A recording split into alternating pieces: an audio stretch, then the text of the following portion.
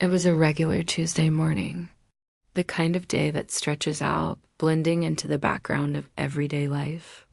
The light was dim, filtering through the curtains into the living room, casting faint shadows on the walls. I woke up late again, rushed downstairs, grabbed a half-eaten bagel, and went into the kitchen. There, sitting at the table, was Jessie. As usual, she looked flawless. Her makeup was perfect, her hair, a sleek cascade, seemed to fall naturally into place. Jessie had always been the center of attention. In our family, she was the one who got everything, the praise, the affection, the adoration. I didn't mind much. After all, I wasn't someone who needed to be the center of attention. I was quieter, introspective, content to sit back and fade into the background. Yet, as much as I tried to accept my place in our family, I couldn't ignore the feeling that I was always second. Always in her shadow. It was as if I lived in a house built for her, but it was me who had to deal with the emotional clutter, the unspoken comparison, the constant feeling that no matter what I did, it would never be enough.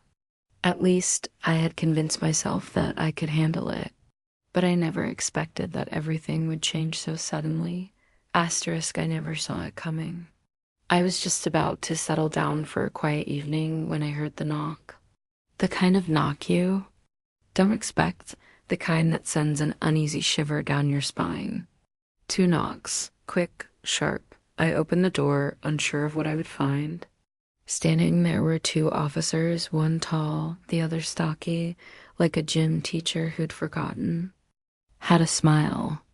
They introduced themselves as if reading from a script, their faces unreadable.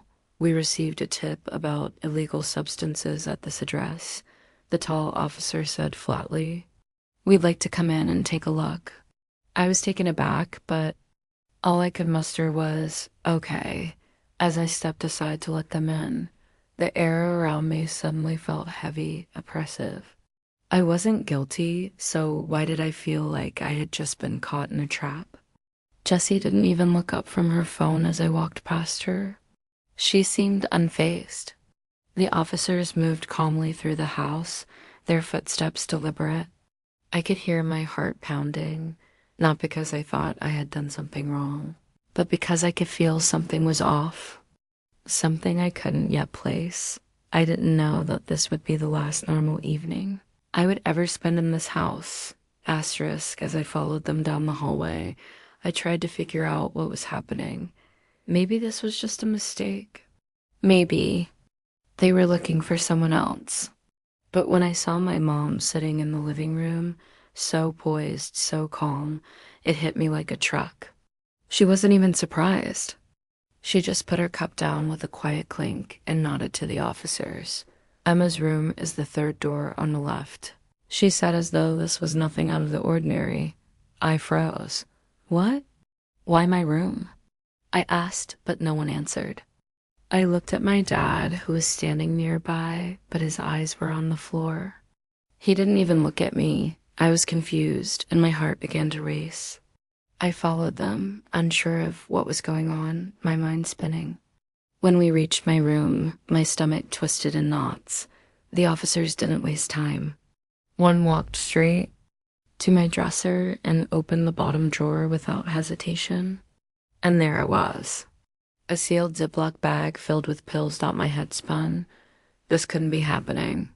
"That's not mine," I said, laughing nervously. I couldn't believe it. How could this be happening? The officers didn't respond. They had seen this before. My parents were still standing in the hallway, frozen. My mother's face was pale. My father wouldn't meet my eyes.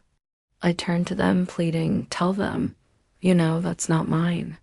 But it didn't matter. My mom gave a soft, almost apologetic nod. "Yes," she whispered, "we didn't know what it was, that Emma's been distant. We thought it was stress. She's been acting erratic." A rush of anger and disbelief hit me. My parents. They were choosing to believe that I had done this, that I was some kind of problem child. My own mother. My father. They were giving up on me without a second thought. Asterisk, as the officers continued to inspect the room, I felt like I was floating. Outside of my own body, this couldn't be happening. I was guilty of nothing, but the evidence in front of me and my parents' silence spoke louder than any words.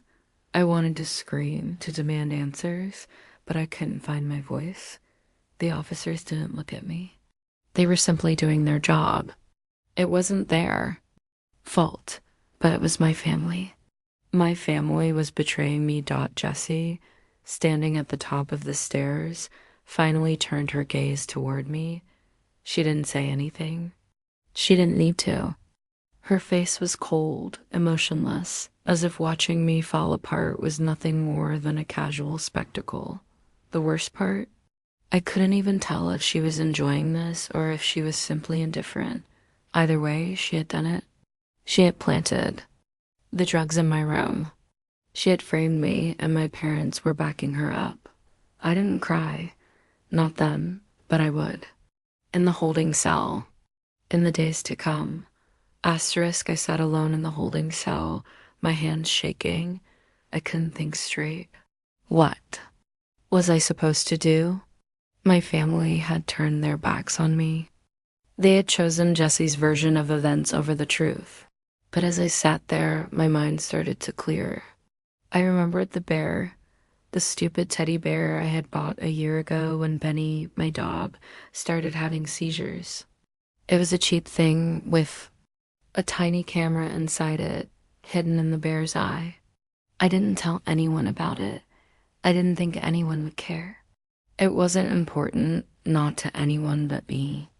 It had been there, quietly recording every day. I realized that I had a way out. I had evidence. The footage. I managed to get a hold of my lawyer, John Reynolds, and told him about the camera. He didn't question me. He didn't ask for details.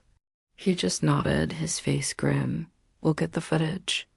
We'll clear your name, he said, his voice calm, but his eyes held a fire that gave me hope. I called Sarah, my best friend, and told her what I needed her to do. There's a bear on my bookshelf, the one with the red bow. Inside it is a camera. Please, get it. Don't leave it there. Take it now. Sarah didn't ask questions. She just said, okay, I'll go now. And for the first time since this nightmare began, I felt like there was a glimmer of light. The truth was out there, and I was going to find it. Asterisk, as I sat there in the dimly lit holding cell. The minutes stretched into what felt like hours. I couldn't stop thinking about the bear. It felt like the only thing standing between me and the abyss that my family had shoved me into. I remembered the way Jessie had stood at the top of the stairs watching me. Her cold eyes followed me every step of the way as I was escorted out. Not an ounce of guilt. Not a flicker of remorse, but the truth was, I had always known there was something wrong with our family dynamic, something I hadn't been able to put into words. It wasn't just Jessie, it wasn't just the way I had always been pushed aside. It was deeper. It was the subtle way my parents picked favorites. It was the way my dad avoided looking at me unless he had to, the way my mom spoke to me with an air of detached politeness, as if I were a stranger. I didn't belong. Not really. And now it was clear to me. My parents had been complicit in Jessie's betrayal. They had covered for her. They had watched me fall, and they had done nothing to stop it. John, my lawyer, was working with urgency. I didn't have a lot of hope, but there was a part of me that had to believe this was just a bad dream. My family couldn't really be like this, could they? A few hours later, John came to visit. I could see the frustration on his face as he sat down beside me. We have the footage, Emma, he said, his voice steady but grave. It's exactly what you said. It's Jessie. We have her on video, walking into your room, placing the bag of drugs in your drawer. Relief washed over me, but it was fleeting. The truth was out, but it didn't change the fact that my family had already chosen to believe the lie. I need to go home and confront them. I said, my voice shaky but determined. I need them to know that I know the truth. John hesitated, looking concerned. You need to be careful. This is a delicate situation. We have evidence, but they still have influence. They've already backed Jesse. This won't be easy. But I didn't care anymore. I had lived my whole life trying to please them, trying to fit into their expectations, and this was the breaking point. It wasn't just about the drugs. It was about everything I had suffered, the years of being overlooked, being the invisible daughter, the second choice. It was about the betrayal I felt and the fact that my own family had allowed it. Asterisk. It was strange, walking back into the house. Everything looked the same. The same old couch in the living room, the same pictures on the walls, the same soft hum of the refrigerator. But nothing felt familiar anymore. It was all a lie. The house that had once been my home now felt like a place I didn't belong. I walked into the living room where my parents were sitting. They looked exactly the same, polished, calm, distant. Mom was sipping her tea and Dad was reading the newspaper as if nothing had happened. But I wasn't going to let them pretend anymore. I wasn't going to let them act like this was just a normal family day. I needed answers.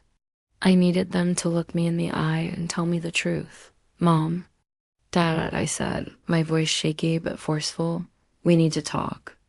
They both looked up at me. My mom set her tea down. What's the matter, Emma? You're home early? I'm not talking about that, I said. I'm talking about Jessie. I'm talking about what she did to me. You knew, didn't you? They both froze. My father didn't look at me. My mother's face paled, and I saw the guilt flicker in her eyes. But they didn't say anything.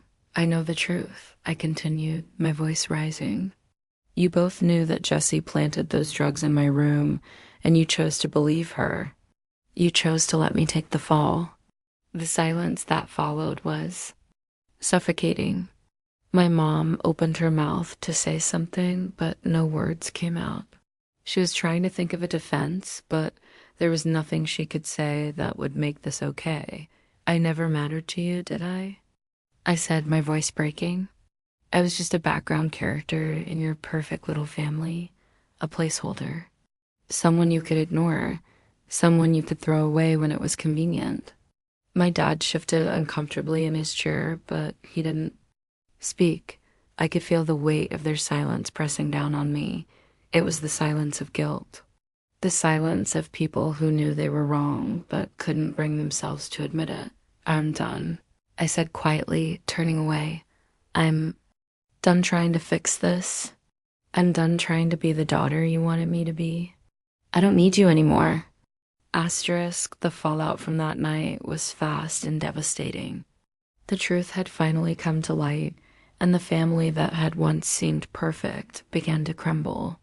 Jessie was arrested, and the video footage was submitted as evidence. There was no denying the truth now. The police had everything they needed, and my family couldn't hide behind their lies anymore. But it wasn't just Jessie who had to pay. My parents were charged with obstruction of justice and perjury. They had knowingly allowed me to be framed, and they had done nothing to stop it. They had covered up for Jessie, not because they loved her more, but because they were afraid of losing their perfect image. As the news of their charges spread, so did the whispers. Friends, relatives, acquaintances, all of them knew the truth now. The perfect family image that had taken years to build shattered in an instant. The whispers grew louder. The calls for apologies never came. No one in the family spoke up to defend me. I didn't care. I didn't care about their apologies. What mattered now was that I was free. I was free from the shackles of their expectations, free from their manipulation. For the first time in my life, I could breathe. Asterisk, I didn't stay in the house much. Longer after that, it wasn't home anymore. It hadn't been for a long time. My grandfather, Frank, had always been the one person who made me feel like I belonged. He never judged me. He never compared me to Jesse. And when I called him, asking if I could stay with him, he didn't hesitate for a second. He welcomed me with open arms. And for the first time in my life, I felt like I had a place where I could just be me. It wasn't perfect, but it was real. It was mine. I started going back to school. I didn't know what I wanted to do at first, but I knew I needed to learn. I had to understand the system that had almost destroyed me. I enrolled in criminal justice courses, not because I wanted revenge, but because I wanted to understand the truth. I wanted to understand how the law worked, how I had been caught in a system that was supposed to protect me but failed. I also spent more time with Benny, my dog, my companion, who had always been there for me. He never judged me. He never let me down. Asterisk life wasn't easy, but it was mine. I rebuilt myself piece by piece. I found strength I didn't know I had. I found a new purpose in my studies and my new life away from the toxic influence of my parents. And then one day I received a letter from Jessie. She had written to me from prison. It was a simple letter, but it carried so much weight. I didn't open it at first. I didn't know what to do with it, but eventually I did. I read her words, and they were filled with apologies and guilt, but it didn't matter. She had made her choice, and so had I. I thought about my parents. They never called, they never wrote, but I wasn't angry anymore. I had learned that some things in life can't be fixed. Some relationships can't be salvaged. And sometimes walking away is the only way to truly heal. I looked at Benny, who was curled up beside me on the couch, his tail thumping softly against the floor. He was my family now, and for the first time, I felt at peace. I was free. And this time, I wasn't going anywhere.